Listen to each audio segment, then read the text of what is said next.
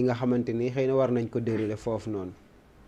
man nag bon cadre Déthié Fall du ma si wax. déet waay sëñ bi. non du ma si wax bon peut-être pour des raisons personnelles. mais par rapport ak le ministre de la justice. ak le ministre de l'intérieur. ñu changer fonction. kii c'est un magistrat n'est-ce pas kii keneen kii c'est un général. un bon magistrat les ministres sortants. waaw ñi génn. peut-être ils ont failli quelque part moo tax ñu wàccee leen. dëgg la nag bokk na ci gouvernement bi gën a yàgg. ci li ma jàpp actuellement. l'histoire politique Sénégal l'histoire politique sénégalaise. xëy na benn moment dañ doon dérouler. mais à un moment donné surtout ministre de la justice. dafa doon gêner quelque part. Ousmane Diagne ñu wàccee ko. am nañ koo xamante ne peut-être c'est un ministre de combat lañ koy woowee la dame. est-ce que du yéen a ko tuddee ministre de combat. bon d'après sorte yu dégg yoo xam ne jaroon na ko def. avant muy nekk ministre. dégg nañu aussi mu defee sortie par rapport ak. sa position très ferme par rapport ak yenn yi. soit je pense que bu nekkutoon moom nekk Waly Diouf Bodian. man loolu laa jàpp kon peut-être ñoom la ñuy jox ministre de la justice mais bon gis nga waaw parce que man franchement mënuma sori seen peut-être. remaniement bi seen remaniement parce que peut-être. ministre bi ku ñu wàccee rek dañ la évaluer saytu la. gis na doxalagul est-ce que duñ xaar quand même mu doxal ñu doog a mën a juger quand même si li nga xamante ni moom lañ ko jox ainsi que Bamba Cissé. gis nga ministre. ministre de la République. boo koy définir si beneen pàcc. ministre mooy mindaan. n'est-ce pas ministre mooy mindaan. da nga am benn liggéey bi nga war a def pour. satisfaire askan bi kontaan si yow. mais da ngay def liggéey boo xamante ne pour ki la def ministre kontaan si yow loolu bëriwul sens. lu ñuy xaar si ñoom c'est pas ça. dëgg la teel na wala teelul ñun am nañ ba ñu ngi xool gis nañ peut-être ki nekk ministre de l'agriculture. kenn du wax teel na. ñëpp ñu bëri gis nañ mi ngi liggéey. ñenn ñi bokk gis nañ mi ngi liggéey. mais gisuñu loolu si yeneen ministères yi. et loolu ça pose problème. léegi nag. ban solution la ñuy bon parce que benn affaire moo am wax la ko nga xam ko tey. gis nga Sénégal. nous avons pas les bonnes informations. dëkk bi. Sénégal. amul jeunes yi actuellement fii ak 2-3 ans yi ñëw. ba mun développer Sénégal xam nga lan ngay def. da ngay tabaxaat Sénégal. parce que c'est dans l'ordre mondial. crise yi fi jot a am. ak dëkk yi di négocier ak yeneen puissance mondiale. loolu moo tax.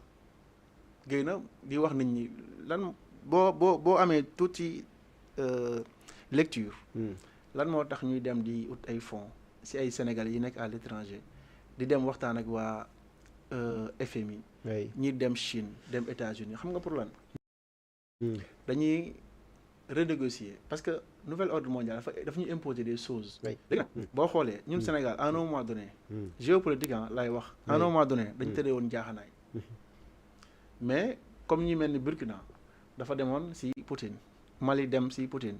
pour dire mais Sénégal dafa amoon benn position boo xamante ne mais loolu c'est l'heure de saluer le travail remarquable du régime sortant. Macky Sall. ñun actuellement boo xoolee bis nga ba dugg ci débat bi bu ñuy refuser visa de certaines sportifs sénégalaises. y a un pourquoi. et ce pourquoi est très fort. je n'ose pas le dire ici balaa ñu may jël ci pour dire vrai. actuellement. amul benn génie yi bu la mën wax Sénégal mën nañ ko développer xam lu ñuy def. dañuy defaraat nos relations avec les internationaux dañuy defaraat nos relations. ak les puissances mondiales. tabaxaat amuñu xaalis on n'a pas d'argent actuellement. on n'a pas d'argent ay réduction des comptes ngay dégg épuiser xaalis fii de gauche à droite ça signifie tout. léegi nag moo tax ma ne ñun suñu gouvernement le seul problème qu'on a mooy on ne dit pas toute la vérité et ça c'est dangereux ñu ngi ñuy gëmloo ku gëmloo sénégalais que mën nañ jóge ci point A actuellement dem ci point B ba mun egg ci point Z. waxoo sax lu am fit nga bëri rek di wax pour peut-être des questions crypto personnelles. wax pour sa intérêt bopp wala wax pour lu neex nit ñi. mais actuellement souffrance boobu ñu ngi koy dund ba léegi. léegi ministère yi nag. mënuñu liggéey parce que booy liggéey foog nga am xaalis pour liggéey. voilà merci beaucoup am na solo allez-y Amidou lecture booy def ci ministère yi ak passation de service yi nga xamante ne ni daanaka jeex na tàkk l'instant yi place aux affaires ak aussi li nga xamante ni moo leen di xaar. merci beaucoup foofu moom. man dama am mécontentement en fait. Je suis pas bu ma déggee remaniement bi lu ma njëkk am d'abord dama ne comment est possible nan la mën a nekk comment est possible cela c'est la première question que je me suis posée. Parce que kenn moom envoyé message. dama ko bindal message entre parenthèses ma ne ko demal fee ma dem xool gis moo am ma revenir ma ne ko excuse-moi ci saaga bi. mais tu as raison naan man xam naa ni yëgoo ko parce que gis ma sa poste boobu léegi man ok d'accord mais aujourd'hui remplacer maître Ousmane Diagne de la justice. le faire remplacer par Yacine Fall. Yacine Fall lan la yoroon diplomatie sénégalaise. Nous savons tous que la diplomatie sénégalaise dafa nekk ci kaw. man damay dem ci dernier rapport budgétaire bi nga xamante ne génn na mooy deuxième trimestre bi. oui mooy ci côté don parce que dafa am don budgétaire am don en capital. ci don budgétaire. on a pu mobiliser 0 franc CFA alors que ñoom ci LFR bi j'attendais pour ñu am 45 milliards mais 0 la ñu am donc qu'est-ce que ça signifie la diplomatie était à kaw. léegi nga jël kooku nga ñu da nga koy jox un ministère aussi important aussi sérieux mooy ministère de la justice. mu remplacer kan kooku man dama ko fan man Ousmane Diagne wax dëgg yàlla wax le 15 décembre. ci plateau fii laa ko waxee. nee na Ousmane Diagne kenn du ko def loolu mu bëggul def. parce que kooku il faut ñu def son historique fan la jógee ci Abdoulaye Wade ba ci Macky Sall kenn defloo ko lu mu bëggul def kenn du ko wàcculoo yoon kenn mu wax lu am solo. ñu ne justice dafa yéex mu naan ko bu ñu gaawantu dossier di am vice de procédure. mais c'est parce que nous avons face devant nous des gens yi nga xamante ne comme lu ma grand bi di wax nii Diagne la muy wax il faut que ñu waxtaan ak ñoom mais sénégalais tey xamul lan mooy justice sénégalais tey xamul lan mooy vice de procédure kon ko nga remplacer ko indi ko Yacine Fall c'est pour nga jàpp ni peut-être da ngay manipuler justice bi parce que comme lu kii wax mooy combattant la moom militant la donc dañu indi un militant pour leur cause mais man fii laa ko waxee. lenteur bu amoon si Ousmane Diagne. par rapport lu ñu bëgg. même lenteur mooy am parce que dafa am loi am ko dakkal mais ban loi mooy la loi d'amnistie.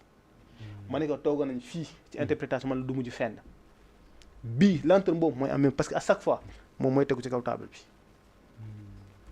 pour loolu am c'est-à-dire buñ ko kiiyee rek xëy na pour loolu def loo xam ne pour loolu mën a am. il faut que ñu abroger la loi d'amnistie. par rapport ak seen quiétude par rapport ak ñoom la ñu bëgg. justice par rapport à nos martyrs et consorts. il faut que la loi d'amnistie génn pour nga mën a topp leneen. parce que ñoom. bu ñuy lire même ci décision cour de la justice décision conseil constitutionnel. benn considérant la ñuy jël. mais du ñu jël considérant 31 bi nga xamante ne moo gën a détaillé affaire bi mu jeex. ñoom dañuy lire benn affaire teg ko léegi ñu jàpp bu ñu changé ministère bi. dina gaaw mais man laa. défi laay lancé sama bopp encore. comme li ma ko waxoon fii. que du aboutir fenn. day taxaw ba tey day taxawaat ba tey. beneen bi. léegi nag par rapport au ministère de l'intérieur. Bamba Cissé.